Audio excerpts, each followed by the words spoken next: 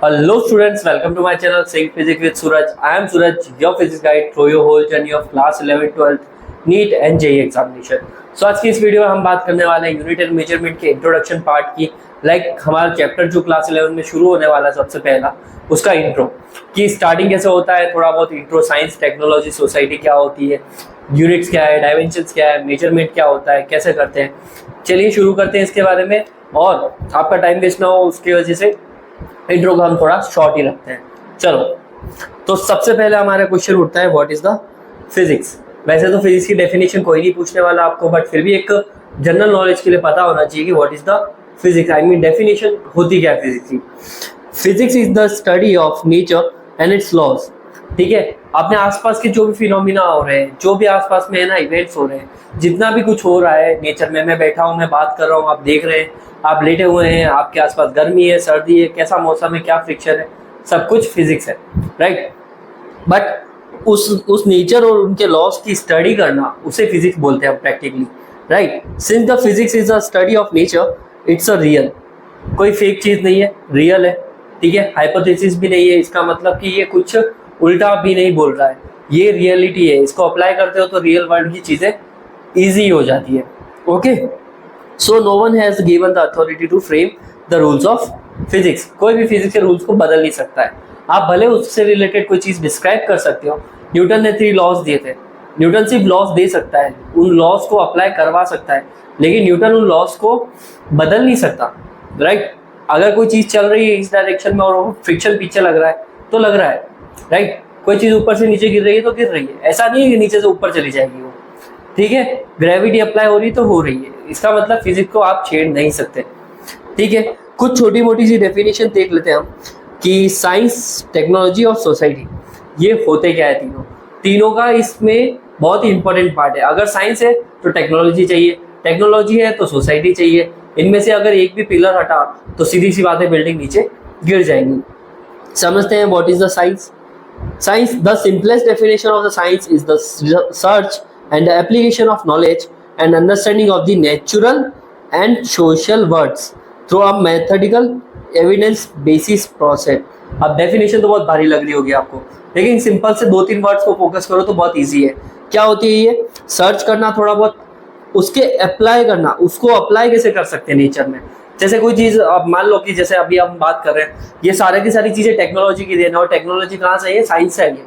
ठीक है, तो एक तो एप्लीकेशन कैसे यूज कर रहे हो वो भी साइंस है, और आप उस पर क्या सर्च कर रहे हो, उसके बाद में उसको कैसे अंडरस्टैंडिंग कर रहे हो, उसके अलावा फिर आप उससे रिलेटेड एविडेंस और मेथडोलॉजी देते हो, प्रैक्टिकली ट्राई करके बताते हो ये रूल्स है।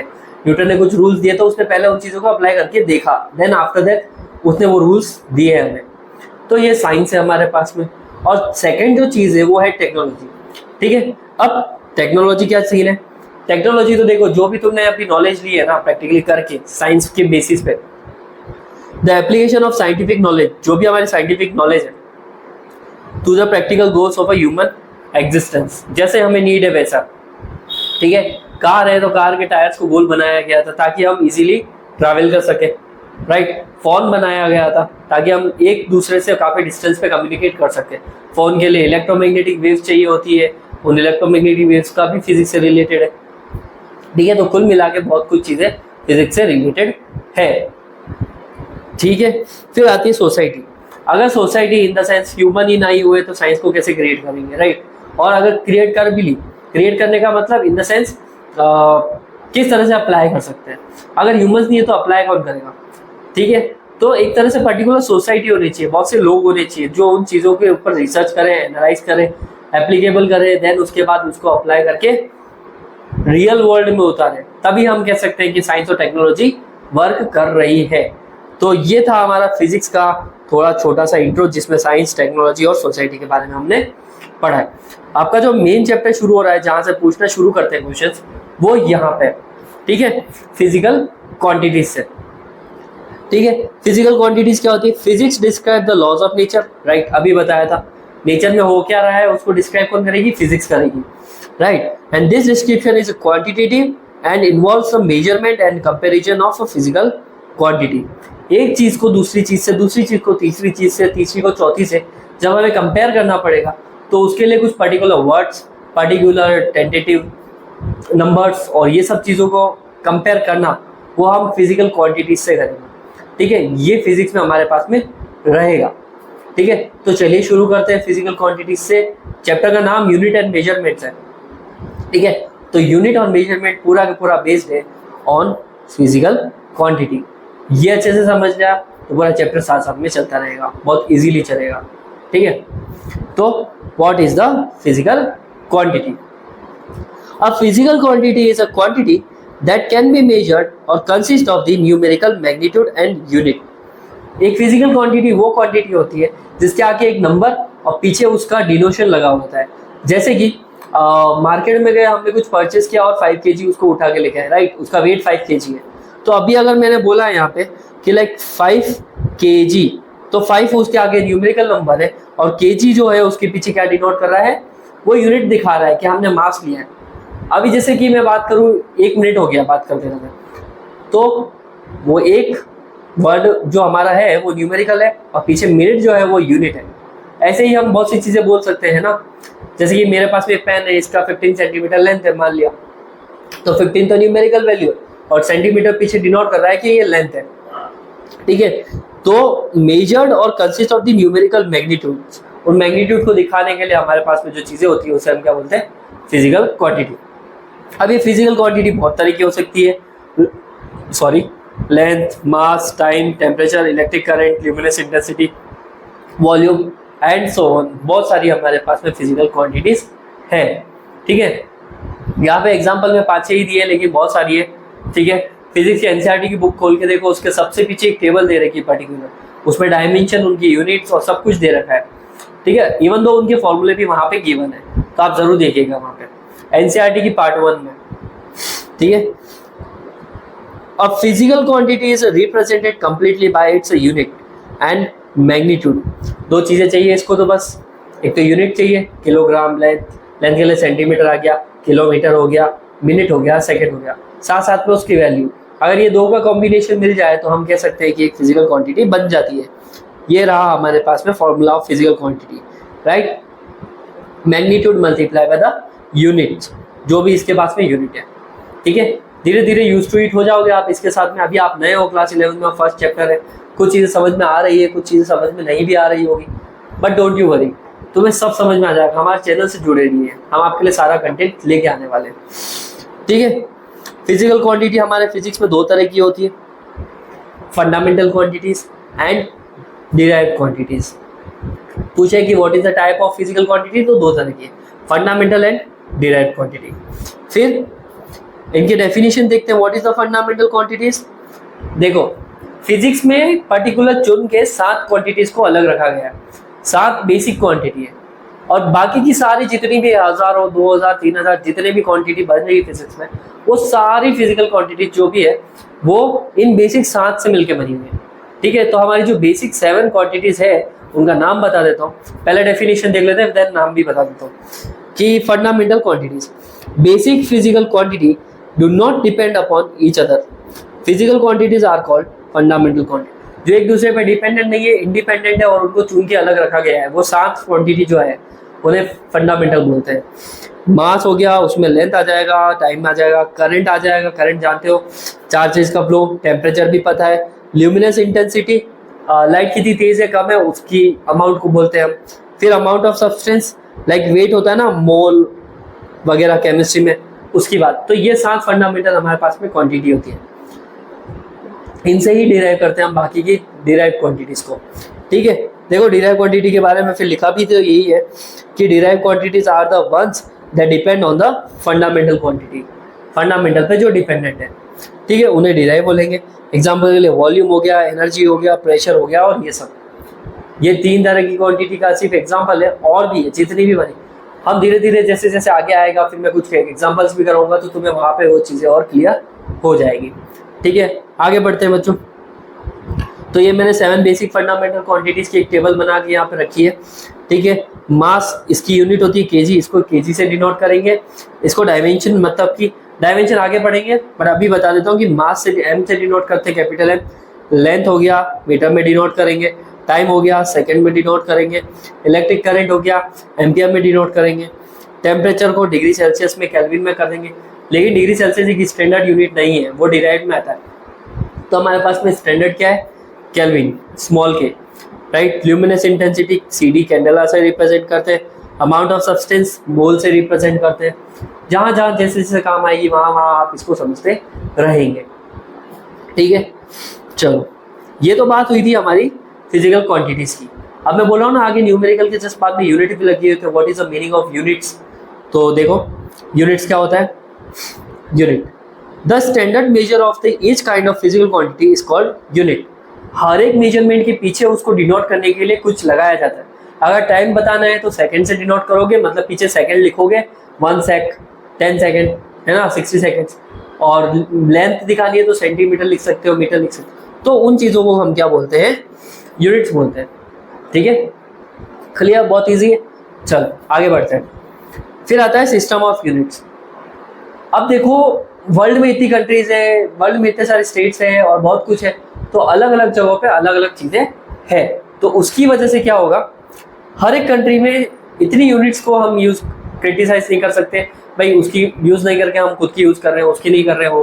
तो एक ऐसा ही है, मतलब सिस्टम ऑफ इंटरनेशनल एक कॉन्फ्रेंस है, तो उन्होंने क्या किया कि पर्टिकुलर 3 सिस्टम बना दिए कि आपको ये सिस्टम ही अप्लाई करने, ताकि है ना किसी में कोई कन्फ्यूजन ही ना हो, ठीक है।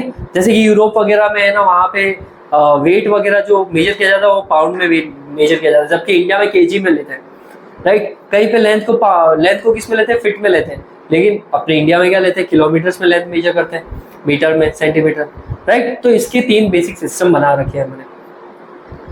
देखो इसके बारे में समझते हैं। In the 1971 CGPM conference general des poids et mesures, ये कॉन्फ्रेंस का नाम है, फ्रेंच है ना, held its meeting and decided a system of unit. उन्होंने मीटिंग रखी और एक इंटरनेशनल सिस्टम ऑफ यूनिट बनाया कि भाई सब के सब ये फॉलो करेंगे।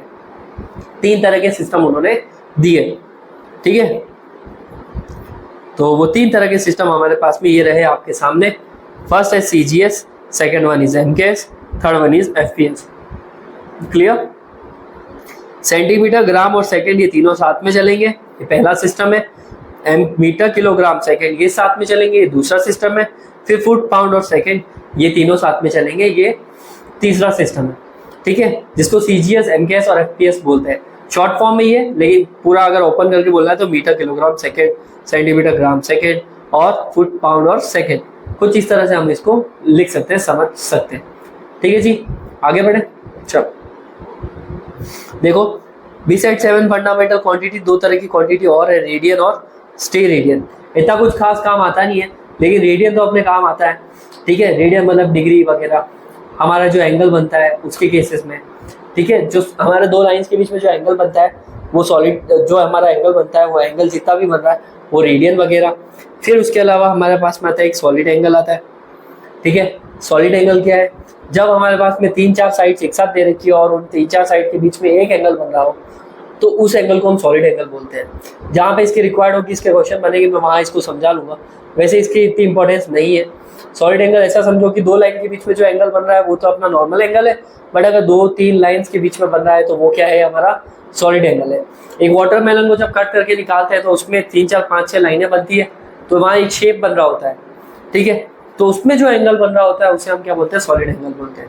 एक आइसक्रीम का कोन भी तो है, वो भी तो सबसे नीचे की तरफ उसकी सारी लाइंस के बीच में क्या बनाता है, एक एंगल बनाता है, उसे हम सॉलिड एंगल बोलेंगे, ठीक है बेटा जी।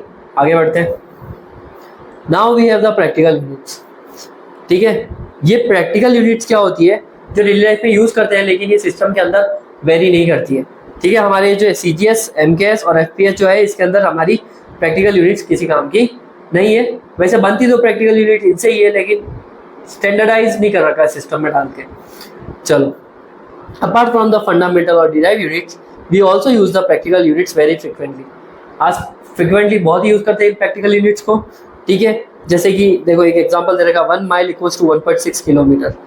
ये 1.6 किलोमीटर तो ऐसा ही यूनिट है, लेकिन 1 माइल जो है वो हमारा प्रैक्टिकल यूनिट है। बोलते हैं ना कि हमें 1 मील चल गया, लेकिन एक्चुअल में 1 मील जैसा कोई सिस्टम में कुछ वैल्यू है नहीं, उसका एक्चुअल में हमें अंदाजा लगाना पड़ेगा 1.6 किलोमीटर, ठीक है। ये इनको प्रैक्टिकल यूनिट बोलते हैं। ठीक है, कुछ बच्चों का ध्यान इस पे गया हुआ, ये क्या लिख रखा है सर ने। एक्चुअल में कुछ नहीं, कन्वर्जन लिख रखा है। जो बच्चे बहुत कंफ्यूज होते हैं किलोमीटर को मीटर, मीटर को सेंटीमीटर में बदलने के लिए, उसके लिए ऐसे ही बना रखा है। देखो क्या होता है, जब भी तुम्हें किलोमीटर को मीटर में बदलना है तो 1000 से मल्टीप्लाई, मीटर को सेंटीमीटर में तो 100 से मल्टीप्लाई, सेंटीमीटर को मिलीमीटर में तो 10 से मल्टीप्लाई, देन वाइस वर्सा अगर तुम्हें बड़ी यूनिट में उसको कन्वर्ट करना है तो। ठीक है, आ गया समझ में। चलो, ये तो वैसे ये टेबल याद कर लेना, तुम भी बना सकते हो छोटी सी, के metre sorry kilometre, metre, centimetre, millimetre, then उसको ऐसे ऐसे करके हम कन्वर्ट कर लेंगे। कुछ प्रैक्टिकल यूनिट्स की वैल्यू दे रखी है। अच्छा बाय द वे, ये नोट्स मेरे टेलीग्राम चैनल पे है अवेलेबल, वहाँ जाइए, वहाँ से डाउनलोड कीजिए, आपको फ्री ऑफ कॉस्ट सब कुछ मिल रहा है और आपके लिए अच्छा अच्छा कंटेंट जल्द ही मिलता रहेगा आपको। ठीक है, देखो लेंथ की कुछ यूनिट्स दे रखी है, मास और टाइम की। जैसे 1 fermi is equals to 10 to the power minus 15 metre, 1 angstrom is equals to 10 to the power minus 10, 1 micron 10 to the power minus 6 metre होता है। 1 एस्ट्रोनॉमिकल यूनिट, ये देखो 1.4 into 10 to the power minus 11 plus 11, ऐसे करके कुछ values दिए, ये याद कर लेनी है आपको। ठीक है, इनका इतना रोज डेली याद करोगे तो इनका इतना लोड लेने की जरूरत नहीं है। डेली अगर थोड़ा बहुत रिवाइज करोगे तो एक टाइम पे तुम्हें ये चीज़ें रट जाएगी, जबकि तुम्हें पता भी नहीं पड़ेगा तुम इन चीज़ों को रट रहे हो। हमारे पास में प्रैक्टिकल यूनिट्स है। फिर आता है हमारे पास में एसआई प्रीफिक्सेस। एसआई प्रीफिक्सेस कुछ वैल्यू है, वो भी तुम्हें याद करनी पड़ेगी। ये भी फर्स्ट चैप्टर के अंदर बहुत इंपॉर्टेंट है। कहाँ गीगा होता है, कहाँ मेगा, ये प्लस वाली वैल्यू जब 10 की पावर प्लस में, ये लार्ज डिस्टेंसेस जो होती है ना बेटा, उनके लिए होता है। ठीक है, तो ये कुछ वैल्यू जो है हमें लार्ज डिस्टेंसेस के लिए याद करनी पड़ेगी, ये वाली, और स्मॉल डिस्टेंसेस के लिए ये वाली याद करनी पड़ेगी। इनको एसआई प्रीफिक्सेस बोलते हैं। जैसे कि 1 किलोमीटर को तुम 1 इंटू 10 टू द पावर 3 भी लिख सकते हो, 1 लाख को 1 इंटू 10 टू द पावर 5 भी लिख सकते हो, क्योंकि पीछे कितने जीरो है, 5। तो ये कुछ वो चीज़ें जो आपको समझनी होगा। ठीक है, तो बस यही है हमारे पास में कि एसआई प्रीफिक्सेस या आपकी प्रैक्टिकल यूनिट्स वगैरह तुम्हें क्या करनी है, याद करनी है। ठीक है जी, ठीक है। तो सिग्निफिकेंट फिगर्स क्या नई चीज आ गई है हमारे लिए। The numbers of a meaningful digits is a measured और कैलकुलेटेड क्वांटिटी। अगर तुमने कोई चीज मेजर की है या कुछ कैलकुलेट किया है, मल्टीप्लाई किया है, डिवाइड किया है, जोड़ा है, घटाया है, तो जब ये किया है तो उस समय मीनिंगफुल डिजिट जो होगी, मीनिंगफुल डिजिट जो होगी, और उन मीनिंगफुल डिजिट की को ही हम क्या कहेंगे, सिग्निफिकेंट फिगर्स कहेंगे। एग्जाम्पल के लिए एक एग्जाम्पल ले लेते हैं, जैसे कि 17.823। तो यहाँ पे पांचों के पांचों डिजिट का कोई मीनिंग बन रहा है, राइट, बन रहा है। अगर मैं 5000 लेता हूँ, चलो ठीक है, तो यहाँ पे पांचों के पांचों नंबर इंपॉर्टेंट है, हाँ है, क्योंकि अगर तुमने 3 जीरो हटा दिए तो इसकी पूरी वैल्यू बदल जाएगी। तो ये मीनिंगफुल तो है, चारों के चारों डिजिट मीनिंगफुल है। अच्छा, मैं दूसरा एग्जाम्पल देता हूँ, 0005। अच्छा, अब यहाँ पे इन 3 जीरो की कोई वैल्यू है क्या? नहीं, यहाँ पे इन 3 जीरो की कोई वैल्यू है, हाँ, ये वैल्यूड जीरो है, मतलब ये मीनिंगफुल है। और ये क्या है, नॉन वैल्यू, मतलब कि इनकी कोई वैल्यू है ही नहीं। ठीक है, बात समझ में आ रही है। तो जो मीनिंगफुल डिजिट्स होती है उनको क्या बोलते हैं हम, सिग्निफिकेंट। यहाँ पे सिग्निफिकेंट फिगर्स कितने हैं, 4, क्योंकि 4 नंबर्स की वैल्यू कुछ है। यहाँ पे सिग्निफिकेंट फिगर्स कितने हैं, 3, क्योंकि यहाँ पे सिर्फ, सॉरी उल्टा बोल दिया, 1, क्योंकि यहाँ पे जो बचे हुए 3 है उसमें कोई मतलब है नहीं। तो यहाँ पे सिग्निफिकेंट फिगर्स 1 है, यहाँ पे कितने हैं, 2 है। बात समझ में आ रही है। तो ये हमारे पास में सिग्निफिकेंट फिगर्स का रूल होता है। और समझ में भी आ गए होंगे सिग्निफिकेंट फिगर्स है क्या एक्चुअल में। Significant figures are important to show the precision of measurement. कोई चीज को कैलकुलेट किया है, मेजर किया है, मल्टीप्लाई करा है, डिवाइड करा है, जोड़ा है, घटाया है, और ये सब अगर तुमने किया है तो वहां सिग्निफिकेंट फिगर्स की बहुत ही इंपॉर्टेंस है। ठीक है, एक पॉइंट इधर का उधर, तुम्हारा आंसर तहस नहस। ठीक है, अब इसके लिए कुछ रूल्स होते हैं कि हमें कब सिग्निफिकेंट फिगर्स को कंसीडर करना है और कब कंसीडर नहीं करना है। ठीक है, तो पहला rule, all the non zero digits are significant. Non zero digits में क्या क्या आ जाता है हमारे पास में, 1 2 3 4 5 6 7 8 और ये 9, ये हमारे क्या है, सिग्निफिकेंट फिगर्स है। नॉन जीरो है ना ये, इस वजह से ये सिग्निफिकेंट फिगर है, पहला रूल। दूसरा, जैसे यहाँ पे एक एग्जांपल देख लो पहले तो 42.3, यहाँ पे तीनों के तीनों है ना सिग्निफिकेंट फिगर है, और ये 24.123 इसमें भी हमारे पास सिग्निफिकेंट फिगर है क्योंकि ये नॉन जीरोस है, तो सारे के सारे इंपॉर्टेंट है। दूसरा rule, the zeros appearing between the two non zero digits are significant. दो नॉन जीरो डिजिट्स के बीच में अगर जीरो आता है तो वो हमारा क्या है, सिग्निफिकेंट। कैसे, 5.05, तो यहाँ पे ये जीरो क्या है, इसमें ट्रैप है। 505 ये भी सिग्निफिकेंट है। 055 यहाँ पे सिग्निफिकेंट फिगर जीरो नहीं है, तो इसका मतलब हमारे पास में यहाँ पे सिग्निफिकेंट फिगर है 3, यहाँ पे सिग्निफिकेंट फिगर है 3, और यहाँ पे सिग्निफिकेंट फिगर है 2, क्योंकि जीरो बीच में ट्रैप नहीं हुआ। क्लियर, तो जीरो बीच में नहीं ट्रैप होगा तो वो सिग्निफिकेंट नहीं है, लेकिन अगर है तो वहां पे वो काउंट होगा। अच्छा, आप कुछ बच्चे बोल रहे होंगे सर इसका क्या, अगर नंबर ऐसे दे दे तो 550, तो एक्चुअल में ये भी है, ये सिग्निफिकेंट फिगर है और ये वाला नहीं है। ऐसा क्यों, क्योंकि देखो ढंग से इसका कोई मीनिंग ही नहीं है, लेकिन इसका मीनिंग है। मीनिंग हो वहां पे भी वो जीरो को किस में काउंट करेंगे, हम सिग्निफिकेंट में काउंट करेंगे। तीसरा रूल, ट्रेलिंग जीरोस, एक second, trailing zeros after the decimal places are significant. Point के बाद वाले भी हमारे सिग्निफिकेंट होंगे, जैसे कि 5.600, तो यहाँ पे सिग्निफिकेंट कितने हैं, 4 है। ठीक है, 4 सिग्निफिकेंट है। अगर कुछ और होता तो कुछ और में क्या एग्जांपल ले लेते हैं, 8784.2300, तो टोटल सिग्निफिकेंट फिगर कितने हैं, 4 और 4 8, 8 सिग्निफिकेंट फिगर्स वी हैव। ठीक है, और चौथा रूल क्या कहता है कि लीडिंग जीरोस और the zeros placed to the left of the number are never significant. Zero जो है ना लेफ्ट साइड में अगर आते हैं तो उनको सिग्निफिकेंट फिगर में काउंट नहीं करेंगे। ठीक है, तो जैसे कि अगर ये 0.006 है, वापस रिपीट करो 0.006 है, तो वहां पर हमारे पास में सिग्निफिकेंट फिगर कितना है, 1। और ये अगर 0006 भी होता तो भी 1 ही है, चाहे पॉइंट लगाओ या फिर मत लगाओ, सिग्निफिकेंट फिगर कितना रहेगा, 1।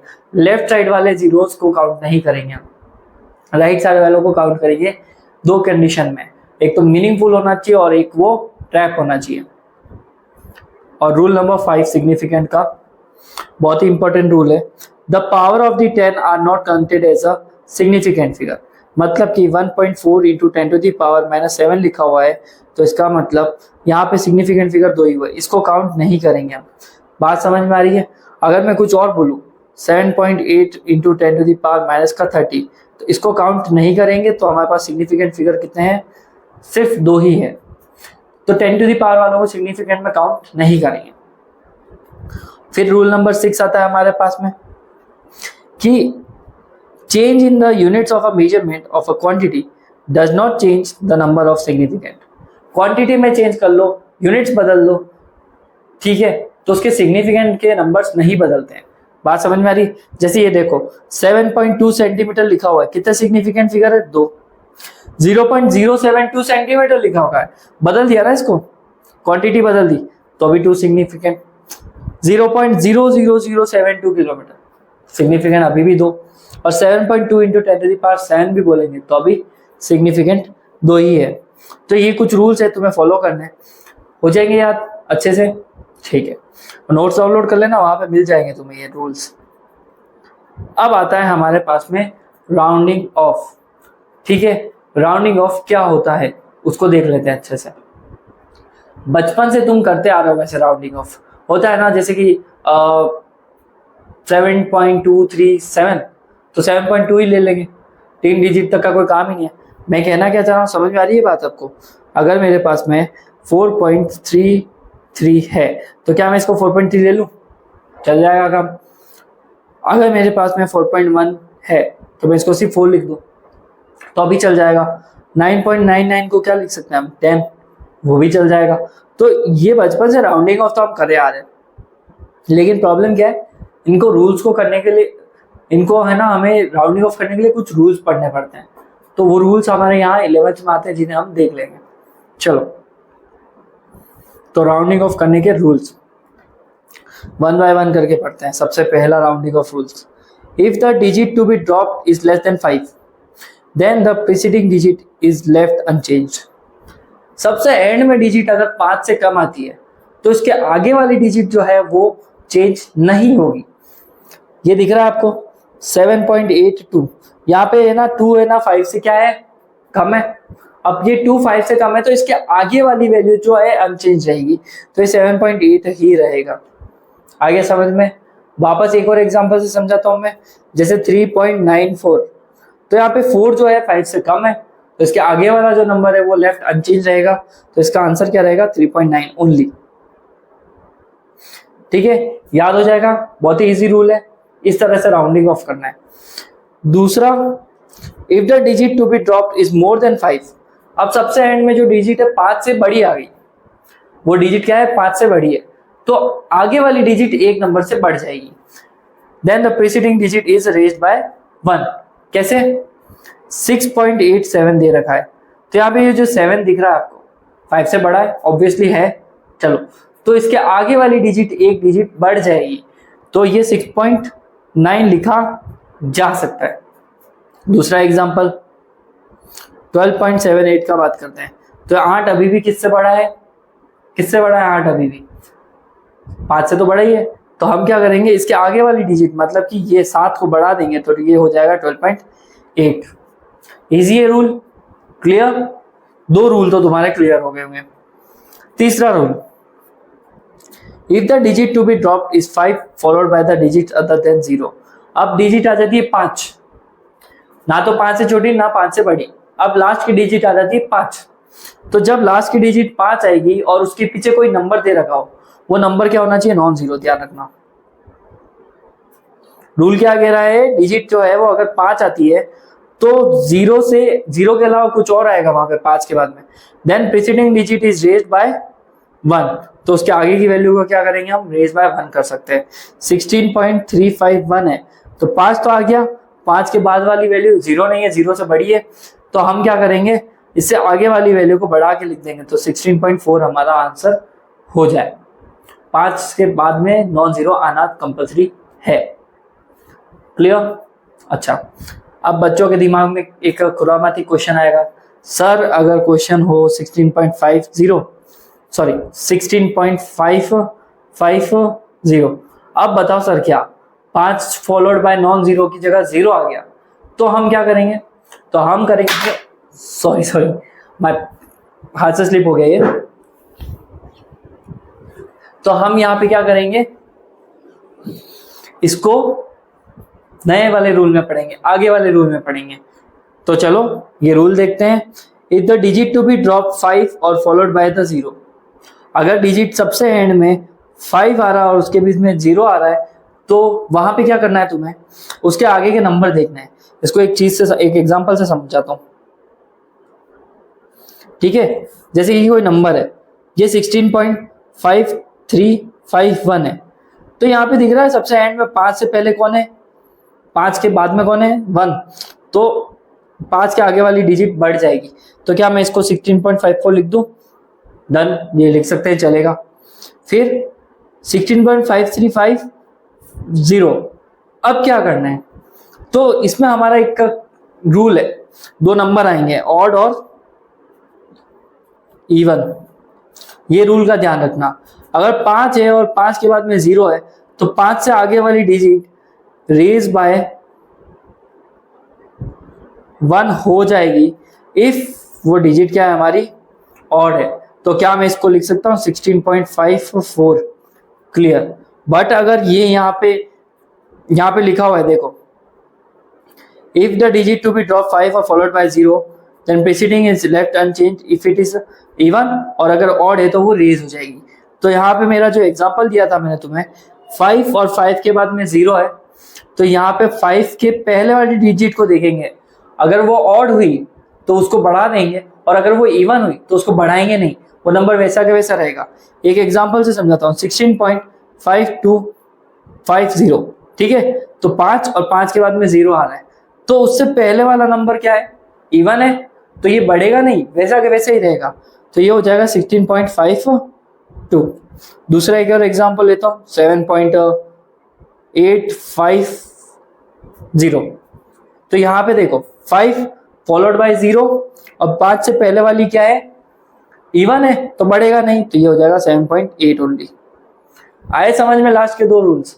इवन नंबर आ रहा है 5 से पहले तो वो क्या हो जाएगा, अनचेंज रहेगा, और अगर ऑड आ रहा है तो उसको हम एक नंबर से बढ़ा देंगे। तो ये कुछ रूल्स थे हमारे राउंडिंग ऑफ के। क्लियर है, ये रूल और ये रूल भी क्लियर हो गया। तो बस इतना ही था राउंडिंग ऑफ में। तो और सिग्निफिकेंट फिगर्स के बाद में राउंडिंग ऑफ इसलिए पढ़ाया क्योंकि दोनों एक दूसरे से कोरिलेटेड है। सिग्निफिकेंट को भी राउंडिंग ऑफ के साथ में ही पढ़ना होता है। चलो आगे देखें, आगे यहां तक समझ में आगे बढ़े। चलो अब आता है सिग्निफिकेंट इन द कैलकुलेशन। जब हम जोड़ते हैं, घटाते हैं, मल्टीप्लाई करते हैं, तो इन सब चीजों में हमारे को क्या करना पड़ता है, आंसर आता है एक। और जब ये आंसर आता है तो उस आंसर को हमें राउंड ऑफ करके लिखना पड़ता है, और वहीं पे हमारे को राउंडिंग ऑफ के रूल्स और एडिशन और सब्ट्रैक्शन में नए पढ़ने पड़ेंगे। ठीक है, चले शुरू करें। तो सबसे पहला है एडिशन। जब तुम दो नंबर्स को ऐड करोगे तो क्या करना है, और सब्ट्रैक्शन, दोनों के लिए सेम रूल फॉलो होगा। कैलकुलेशन में एडिशन करो या सब्ट्रैक्शन करो, दोनों के लिए सेम रूल बनेगा। जैसे देखो यहाँ पे एक एग्जांपल लिखा हुआ है 13.33 प्लस 3.11 प्लस 0.33। इन तीनों को नंबर को जोड़ा है तो हमारे पास में फाइनल आंसर क्या आया, 36.723। ये एडिशन क्या है, यहाँ पे क्या हो रहा है, एडिशन हो रहा है। सब्ट्रैक्शन होता तो भी सेम रूल फॉलो होगा, सब्ट्रैक्शन में भी सेम रूल फॉलो होगा। यहां पे हम क्या करते हैं, जिसके पास में सबसे क्या पॉइंट के बाद में कम से कम नंबर है उस रूल को, उस नंबर को देखते हैं। डेसिमल के बाद में अगर डिजिट के पास में सबसे कम डिजिट्स है, उस नंबर के बाद सबसे कम नंबर है, तो हम क्या करेंगे, उसी के आसपास राउंड ऑफ करेंगे। जैसे 33.3 है तो इसके पास पॉइंट के बाद में कितना 1 है, तो हम आंसर को कहां तक राउंड ऑफ करेंगे, कहां तक राउंड ऑफ करेंगे, 1 डिजिट तक, 1 डिजिट तक उसको राउंड ऑफ करेंगे। ठीक है, एडिशन सब्ट्रैक्शन में भी यही रूल रहना चाहिए। तो देखो 36.723 को हम क्या लिख सकते हैं, 36.7 लिख सकते हैं।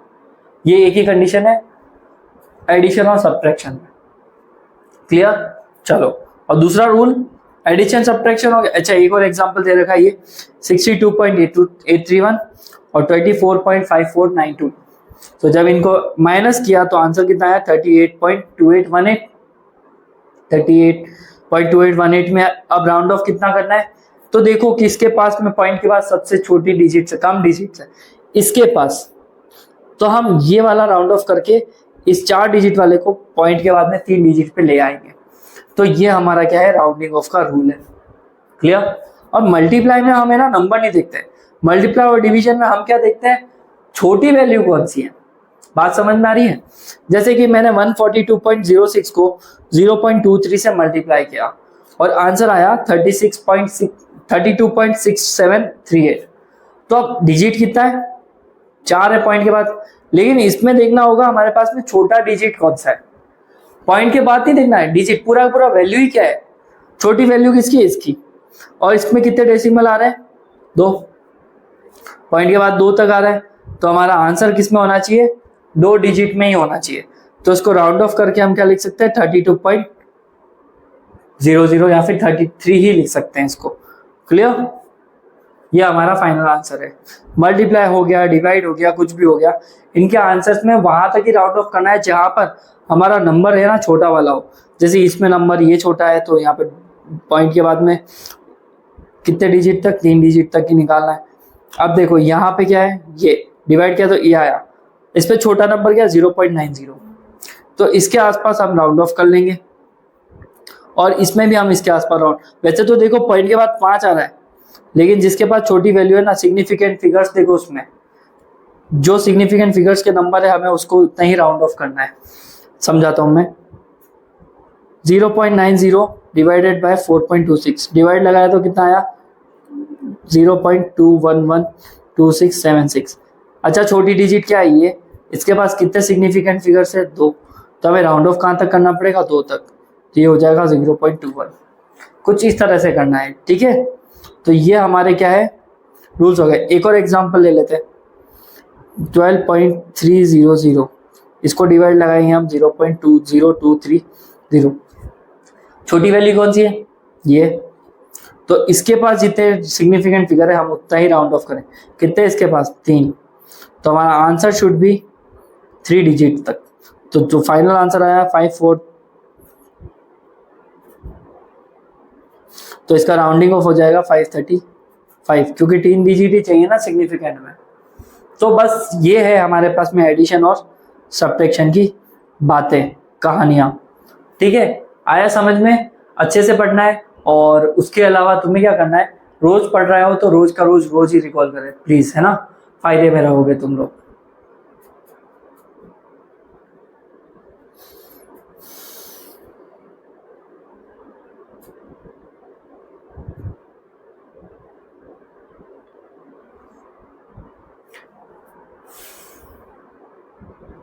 तो अब देखेंगे हम प्रिसीजन एंड एक्यूरेसी।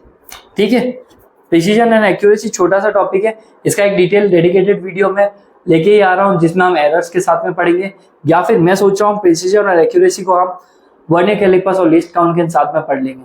ठीक है, इसकी एक डेडिकेटेड वीडियो मैं अलग से ही लेके आऊंगा। तो what is the precision? Precision का मतलब होता है it refers to the closeness of 2 और more measurements to each other. जब हम बार बार रीडिंग्स लेते हैं, किसी चीज को मेजर करते हैं, पेन है, पेन की लेंथ ली है मैंने, तो जब ये जो लेंथ है हमारी, तो अगर मैं इस लेंथ की बात करूं तो कोई बच्चा अलग रीडिंग लेगा, कोई बच्चा दूसरा बच्चा अलग लेगा, सबकी रीडिंग तो सेम आने वाली है ही नहीं, तो वो रिपीटेड रीडिंग्स आ रही है। बट अगर रिपीटेड रीडिंग्स में सारी वैल्यूज लगभग सेम आ रही है तो हम उसे क्या बोलेंगे, प्रिसीजन बोलेंगे। यहाँ पे क्लोजनेस होना बहुत जरूरी है। रीडिंग्स जो लिए, डेटा जो लिया, उसमें क्लोजनेस होना बहुत ही जरूरी है। इसका बेस्ट एग्जांपल है 6 7 8 6 6 8 6 7 8 6 और 6। तो मुझे बताओ यहाँ पे सबसे ज्यादा रिपीटेड वैल्यू कौन सी है? 6 है। 1 2 3 4 5 6, तो 6 बार रिपीट हो रहा है। तो रिपीटेशन मतलब कि सही डायरेक्शन हो या गलत हो, कुछ भी हो, रिपीटेशन जो होगा बार बार एक ही जैसा हो तो उसे हम क्या बोलेंगे, प्रिसीजन बोलेंगे। ठीक है, और रही बात एक्यूरेसी की, तो एक्यूरेसी का मतलब होता है जब आप डेटा लेते हो तो आपका आंसर एक्चुअल वैल्यू के कितना पास में आता है। The accuracy refers to the being close to an objective target और मेजर। आप जो भी मेजर कर रहे हो, जो भी वैल्यू ले रहे हो, जो भी डेटा ले रहे हो, उसमें आपका आंसर कितना क्लोज आ पा रहा है, उसे हम क्या बोलेंगे, एक्यूरेसी बोलेंगे। क्लियर? तो बस यही है। इसको एक डायग्राम से मैंने अच्छे से यहाँ पे बना के समझा रखा है। जैसे कि पहला डार्ट गेम, अब इसमें देखो सारे आंसर कहाँ आ रहे, 1 2 3 4, इन आंसर्स की क्लोजनेस बहुत ज्यादा है। ठीक है, तो ये सारे के सारे क्या हुए, एक्यूरेट हुए, और साथ में प्रिसाइज भी, क्योंकि रिपीट भी हो रहा है। एक्यूरेट तो है ही, साथ में रिपीट भी हो रहा है, तो ये क्या है, एक्यूरेट और प्रिसाइज आंसर है। दूसरे वाले में देखो, ये यहाँ लगा निशाना, ये यहाँ लगा निशाना, ये यहाँ, और ये इन डार्ट गेम में ये 4 जो पॉइंट्स है यहाँ निशाना लग गया। ठीक है, तो अब आंसर के तो बहुत क्लोज है, मतलब एक्यूरेट तो है लेकिन रिपीटेड आंसर नहीं है, तो ये एक तरह से क्या हुआ, नॉट प्रिसाइज। और तीसरे में देखते हैं हम, ये देखो इसमें आंसर यहाँ आ रहा है, मतलब उसने डार्ट्स मारे हैं वो यहाँ पे मारे, तो ये तीनों के तीनों मतलब जितने भी डार्ट्स है वो सारे गलत आंसर दे रहे हैं। इसका मतलब एक्यूरेट तो नहीं है, बट रिपीटेड दे रहे हैं, तो ये प्रिसाइज तो है। बात समझ में आई? रिपीटेशन चाहिए हमें, चाहे वो गलत भी क्यों ना हो, तो प्रिसाइज है। और एक्यूरेसी का मतलब क्लोज कितना आ पा रहे हो, वो एक्यूरेट है। ये लास्ट वाला एग्जांपल में ना तो ये एक्यूरेट है ना ही प्रिसाइज है। क्लियर? आगे बात समझ में? चलें आगे, बस 2 पॉइंट पढ़ लेते हैं, इनके डिफरेंसेस पढ़ लेते हैं। एक्यूरेसी जो होती है, your measurement will be close to the standard value. Accuracy का मतलब स्टैंडर्ड वैल्यू के बहुत ही पास में आंसर आ रहा है। और accuracy does not depend on the precision. और प्रिसीजन की बात करें तो your measurement will be similar to every time. बार बार सेम आंसर आएगा, गलत भी हो तो भी चलेगा, लेकिन आंसर क्या है, सेम, उसे बोलेंगे प्रिसीजन। और फिर आता है precision is not dependent on accuracy, मतलब ये इस पे डिपेंडेंट नहीं है और ये इस पे डिपेंडेंट बिल्कुल भी नहीं है, दोनों एक दूसरे से बिल्कुल अलग है। तो सबसे पहले हम पढ़ेंगे एरर ऑफ मेजरमेंट की डेफिनेशन से। Any measurement made with a measuring device is approximate. अपन कभी भी किसी चीज की जब मेजरिंग करते हैं तो हमेशा अप्रोक्सीमेशन मिलता है, अनलेस और अनटिल वो कुछ ज्यादा ही प्रिसाइज और एक्यूरेट इंस्ट्रूमेंट नहीं हो हमारे पास में, ठीक है। बाकी यूजुअली तुम प्रैक्टिकल करने गए या फिर कुछ किया है, तुमने मेजर किया है या उसका लेंथ मापी है, उसका वेट मापा है, तो वो हमेशा अप्रोक्सीमेशन में मिलेगा, ठीक है। ये टैब है तो इसकी अगर लेंथ अगर कंपनी ने जो क्लेम कर रखी है उतनी परफेक्टली आप इसको मेजर नहीं कर सकते, ठीक है। तो हम कह रहे हैं कि एरर्स तभी आएंगे ना जब कुछ गलतियां होगी, तो अब ऑब्वियसली डेली लाइफ में रियल और आइडियल कंडीशन तो कुछ बनने से रही, तो जब भी तुम मेजरिंग डिवाइस से एक मेजर करोगे तो हमेशा वैल्यू क्या मिलेगी, अप्रोक्सीमेट मिलेगी। If you measure the same object two different times the two measurement may not be the same and the difference between the measurement is called variation, ठीक है। इसी इंस्ट्रूमेंट को 2 बार मापा, 3 बार मेजर किया, 4 बार मेजर किया, चारों ही बार आंसर अलग अलग आ रहे हैं, तो चारों ही बार आंसर अलग अलग आने का मतलब ये नहीं कि चारों आंसर गलत है, उसका मतलब ये है कि आपके आंसर्स में वेरिएशन आ रहा है, थोड़ा सा ऊपर नीचे चेंज है, और वो जो थोड़ा सा ऊपर नीचे जो वेरिएशन आ रहा है उसे हम क्या बोलते हैं, देखो यहाँ लिखा the difference between the measurement is called the variation in the measurement, और ये जो हमारा वेरिएशन है इसका दूसरा वर्ड क्या है, एरर। फिजिक्स में वेरिएशन जो चेंज हो रहा है वो एरर है, ठीक है। मिस्टेक को एरर से कंपेयर मत करना, मिस्टेक एक अलग चीज है, वो गलती बोलते हैं, और एक एरर जो है आपका मेजरिंग करते समय आपकी एक्यूरेट वैल्यू नहीं मिलना, वेरिएशन आ सकता है, उसे हम क्या बोलेंगे, एरर बोलेंगे। This error is not same as the mistake, it does not mean that you got the wrong answer. तुम्हें सही भी मिल सकता है, अगर तुम्हें मानो किसी एक स्केल को मेजर किया वो 15.1 में और तुम्हारा आंसर आ रहा है 15.2, तो 15.1 और 15.2 में सिर्फ 0.1 का ही फर्क है, राइट। तो उसको गलत नहीं बोल सकते, तुम बस बोल सकते हो कि थोड़ा सा ऊपर नीचे, ठीक है, इसे हम एरर बोलते हैं। The error in measurement is a mathematical way to show the uncertainty in the measurement. आपके जो भी मेजरिंग चीजें हैं उसमें कितनी अनसर्टेनिटी है उसे हम एरर्स बोलेंगे, ठीक है। ये 3 तरह के मेनली होते हैं, लेकिन 1 बाय 1 करके पढ़ाऊंगा क्योंकि उसके अंदर भी सब टाइप्स उसके अंदर है, ठीक है।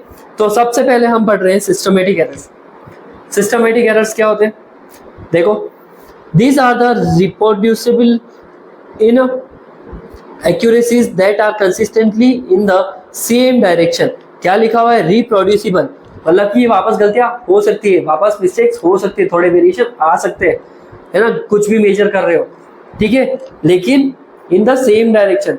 तुमने कुछ लिया है 15.1, 15.2, 15.1, 15.0, 15.2, तो देखो सारे आंसर लगभग 0.1 के डिफरेंस पे आ रहा है, तो सेम डायरेक्शन में आपका एरर आ रहा है, ठीक है। This occur often due to the problems that persist throughout the experiment. ये कुछ मेन प्रॉब्लम्स की वजह से होता है ऐसा एरर, इसको एक एक करके अपन इनके प्रॉब्लम्स को देख लेते हैं। जो सबसे पहला जो प्रॉब्लम है वो है इंस्ट्रूमेंटल एरर। आपको जो मेजरिंग डिवाइस दिया है वही गलत हो, तो आपका जो भी डेटा निकलेगा, जो भी रीडिंग्स तुम ले रहे हो वो तो गलत ही निकलनी है, फिर बात सही है ना। फिर आता है इनपरफेक्शन इन एक्सपेरिमेंटल टेक्निक और प्रोसीजर। इसका मतलब कि तुम्हारे में कुछ इनपरफेक्शन है, तुमने या तो प्रैक्टिकल अच्छे से समझा नहीं है, या तो तुम्हें मेजरिंग करना सही से आ नहीं रहा है, या फिर अगर तुम कर भी रहे हो तो परफेक्टली नहीं कर रहे हो, ऊपर ऊपर से कर रहे हो, मन मार के कर रहे हो, कोई मतलब नहीं है। तो इनपरफेक्शन अगर आया है तो वहां पे आपकी टेक्निक्स के प्रोसीजर के अंदर एरर आना वाजिब है, ठीक है। फिर पर्सनल एरर।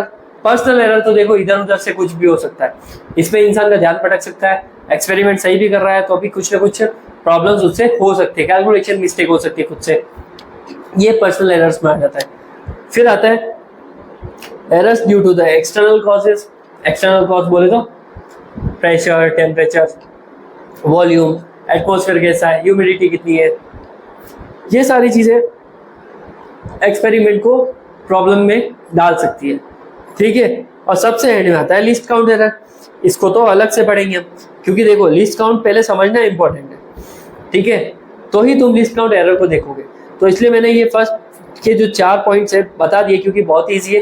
पहला तो इंस्ट्रूमेंटल खराब हो गया तो इंस्ट्रूमेंटल एरर, दूसरा इनपरफेक्शन आपसे हुआ है तो वो आपकी गलती है, पर्सनल एरर कुछ ना कुछ मिस्टेक हो जाती है कैलकुलेशन, या फिर कहीं ना कहीं थोड़ा बहुत मेजरिंग करते समय ध्यान इधर उधर हो गया हो, errors external causes, pressure, volume और ये सब, और बाकी लास्ट वाला हमने अलग से डिटेल में बताऊंगा, ठीक है। एक एक करेक्शन देख लेते हैं। इंस्ट्रूमेंटल एरर के लिए क्या करेक्शन है, अच्छा और प्रिसाइज वाला इंस्ट्रूमेंट खरीदो। यहाँ लिखा है this error can be corrected by the choosing the instrumental carefully, ठीक है। इंस्ट्रूमेंट खरीदते समय देखो कि उसमें मेजरिंग सही लिखा हुआ है या नहीं है, प्रिंटिंग सही है या नहीं है, उसकी लेंथ एक्यूरेट है या नहीं है, टेढ़ा मेढ़ा तो नहीं है, कुछ तो प्रॉब्लम नहीं है, वो सब चीज़ें हमें देखनी पड़ेगी। इनपरफेक्शन का करेक्शन क्या है कि भाई नेसेसरी स्टेप्स फॉलो करो तुम, तो तुमसे इनपरफेक्शन नहीं होगा। और correction should be applied and followed, तो जहां लगता है कि गलती हुई है उसको सही करने का करेक्शन तुम्हें होना चाहिए। पर्सनल एरर को तो तुम डेटा को केयरफुली लेकर सुधार सकते हो ताकि पर्सनल एरर ना हो, ठीक है। फिर एक्सटर्नल कॉजेज के लिए क्या है, तुम्हें क्या करना पड़ेगा, प्रेशर, वॉल्यूम, टेम्परेचर, एटमॉस्फेयर अगर बाहर का चेंज है जिससे तुम्हारी रीडिंग बिगड़ सकती है, तो उस केस में तुम्हें क्या करना है, एरर जो होते हैं उसमें पहले ही कंडीशन पता कर लो, बाहर का टेम्परेचर कितना हो रहा है, वॉल्यूम कितना है, प्रेशर क्या चल रहा है, वो सब अगर तुमने पहले ही मेजर कर लिया तो फिर गलती होने के चांसेस क्या हो जाएंगे, कम हो जाएंगे। अब आया ये थोड़ा डिटेल में पढ़ने जैसा, what is the least count, ठीक है। Least count is the smallest value that can be measured by the measuring instrument and the error due to this measurement is least count error, ठीक है। कोई भी चीज तुम्हारे पास में अभी बैठे हो कहीं पे, तो तुम्हारे पास में देखो रूलर होगा, तुम अगर पढ़ाई कर रहे हो तो ऑब्वियसली तुम्हारे आसपास में रूलर होगा। रूलर पे देखो 1 से लेकर मतलब कि 0 से लेकर 15 सेंटीमीटर तक लाइन है। किसी के पास बड़ा वाला स्केल है तो वो उसमें भी देख सकता है, तो उसकी सबसे स्मॉलेस्ट वैल्यू जो होगी उसे हम लीस्ट काउंट बोलेंगे। और हमारा जो रूलर होता है उसकी सबसे स्मॉलेस्ट वैल्यू होती है 1 मिलीमीटर, ठीक है। तो 1 millimetre is the least count.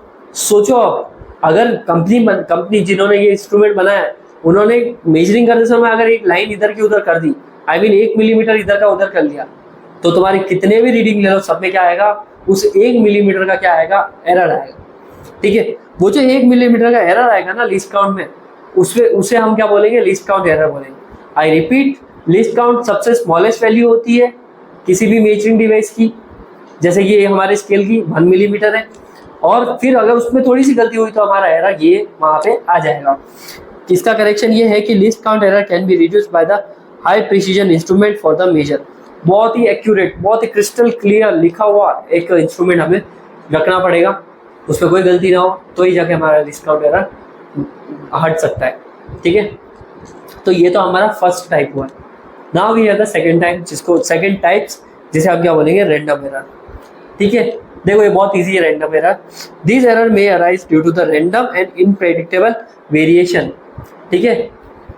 इस तरह के वेरिएशंस जो बिल्कुल ही अलग है, तुम्हें खुद को नहीं पता कैसे हो रही है वो गलती, उसे हम क्या बोलेंगे, रैंडम एरर बोलेंगे।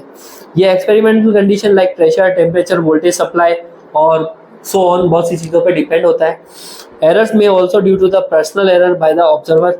ऑब्जर्वर भी तो इधर उधर, अब 2 फ्रेंड्स आपस में खड़े खड़े रीडिंग ले तो आपस में बातें करने लग गए, तो ऑब्वियसली उन दोनों का ध्यान उस एक्सपेरिमेंट से हट सकता है, तो हो सकता है कि वो पर्सनल एरर क्रिएट कर सके। इसका करेक्शन है, by taking the arithmetic mean of the all reading observe may reduce the random error. हो तुमने जितनी भी रीडिंग्स ली उन सबका एवरेज निकाल लो, सबसे बढ़िया करेक्शन। 50 बार गलतियां हो रही तो काम करो, 50 की 50 रीडिंग का क्या लेना है हमें, एवरेज लेना है, तो उन सब के बीच में कहीं ना कहीं एक ऐसी वैल्यू तो मिल ही जाएगी ना एवरेज में, तो बस इसका करेक्शन तो यही है, ठीक है बेटा जी। और अब आते हैं हमारे पास में तीसरे टाइप का एरर जिसे हम बोलते हैं ग्रॉस एरर, ठीक है।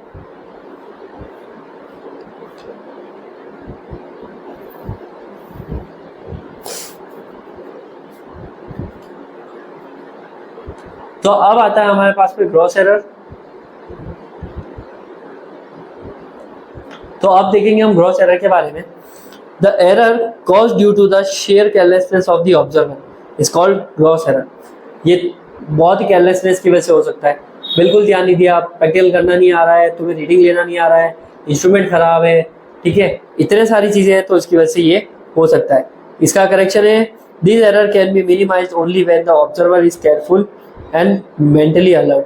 केयरफुल होके अच्छे से दिमाग लगा कि तुम्हें क्या करना है, एक्सपेरिमेंट करना है, ठीक है, तो आपका कोई भी यहाँ पे एरर नहीं होगा।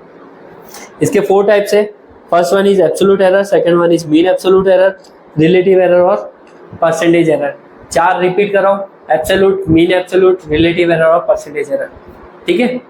एक एक करके पढ़े इनको, अगर आपके दिमाग में इतनी स्टोर हो गई इन्फॉर्मेशन तो थोड़ा आगे बढ़े हम। चल बढ़ते हैं। पहले एक चीज समझ लो, what is the true value.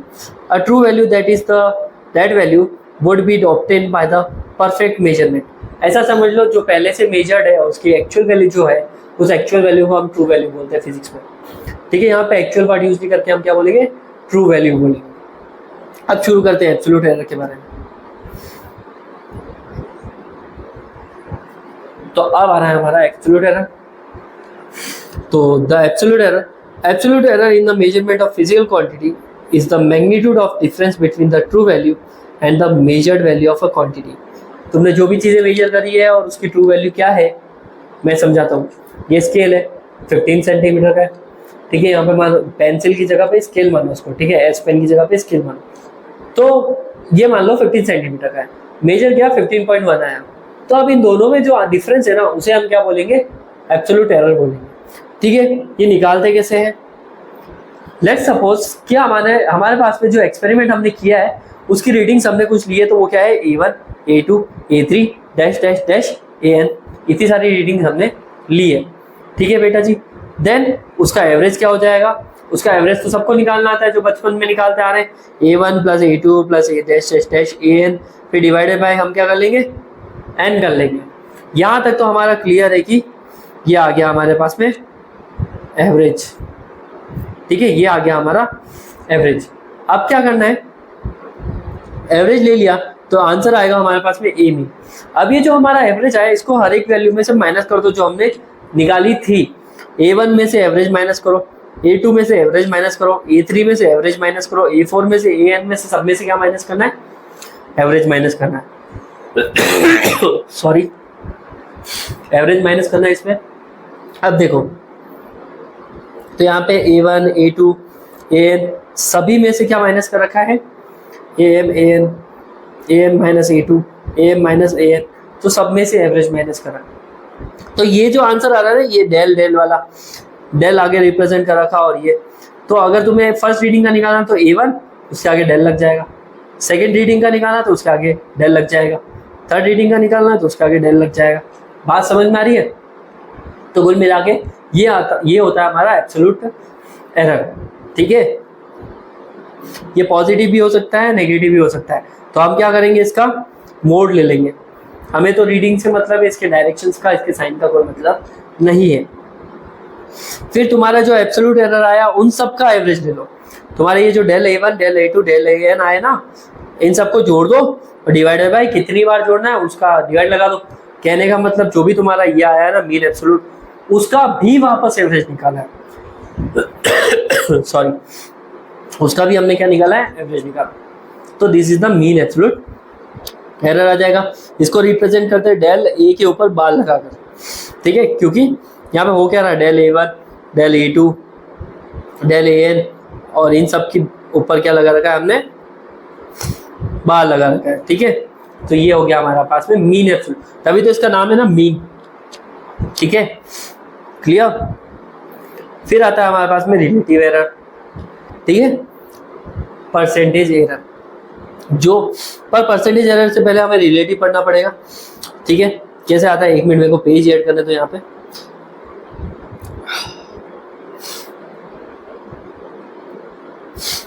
देखो तुम्हारे पास में रीडिंग्स क्या थी, A1 A2 A3 और डैश डैश डैश AN, और इसका हमने जब एवरेज निकाला था तो ये तो आ गया मीन। तो जब मैं हर एक रीडिंग में से मीन को माइनस करा था तो मुझे क्या मिल गया, डेल, है ना।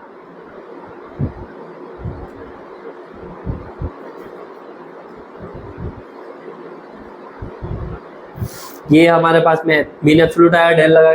फिर हमने इसका एवरेज निकाला वापस, del A1 del A2 dash dash dash dash del AN। ये जब इसका एवरेज आया तो वो हमारे पास में क्या आया, मीन एब्सोल्यूट एरर आया। क्लियर है जी।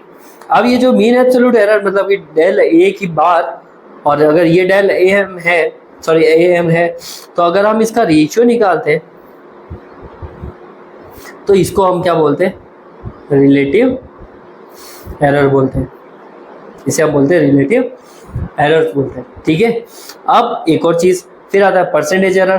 तो अब जो तुमने डेल A और AM का जो भी तुमने रेशियो निकाला है उसको अगर 100 से मल्टीप्लाई करके परसेंटेज का साइन लगा दो तो वो हो जाएगा हमारे पास में परसेंटेज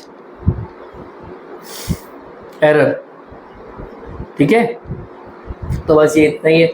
ये हमारे पास में क्लियर हो गया हमारे रिलेटिव एरर, परसेंटेज एरर और एब्सोल्यूट मीन एब्सोल्यूट एरर। ठीक है, कोई दिक्कत थी, ये परसेंटेज एरर भी क्लियर हो। ठीक है, तो बस ये अभी हम नेक्स्ट वीडियो में हम पढ़ेंगे कॉम्बिनेशन ऑफ एरर्स और उसके कुछ क्वेश्चंस भी देखेंगे वहाँ पर। साथ साथ में आगे के टॉपिक भी हम पढ़ेंगे जो इससे ही कंटिन्यू हो रहे हैं आगे। और एक और चीज़, इसके सबके क्वेश्चंस करेंगे हम, एनसीईआरटी के समेत करेंगे, एनसीईआरटी रीडिंग भी लेके आने वाला हूँ। तो स्टे ट्यून विथ मी, और वीडियो पसंद आई है तो लाइक कीजिए, शेयर कीजिए और सब्सक्राइब कीजिए मेरे चैनल को। और वीडियो में डाउट लगा है कुछ भी तो कमेंट सेक्शन में पूछिए, इंस्टाग्राम पे भी मुझसे पूछ सकते हैं, जिसका लिंक भी डिस्क्रिप्शन बॉक्स में पड़ा हुआ है। ठीक है, बहुत से क्वेश्चन प्रैक्टिस करने वाला हूँ मैं साथ में बैठ के प्रैक्टिस करूंगा और आपको भी करवाऊंगा। ठीक है, आपके लिए क्वेश्चन की बाहर आने वाली है, समझ रहे हो। एक के अगर हम एवरेज नहीं करते करते भी 200-300 क्वेश्चन ट्राई करें तो सोच लो 14 चैप्टर है। ठीक है, 2-3 हज़ार से ज़्यादा, 3-4 हज़ार से ज़्यादा क्वेश्चन कर देंगे। और उसके बाद में PYQ भी है, फिर एनसीईआरटी और अलग है। ये सब मिला के बहुत सारे क्वेश्चन हो जाएंगे, तुम्हारी 11th तो बहुत अच्छी जाने वाली है। ठीक है, मिलते हैं नेक्स्ट वीडियो में, तब तक के लिए बाय बाय।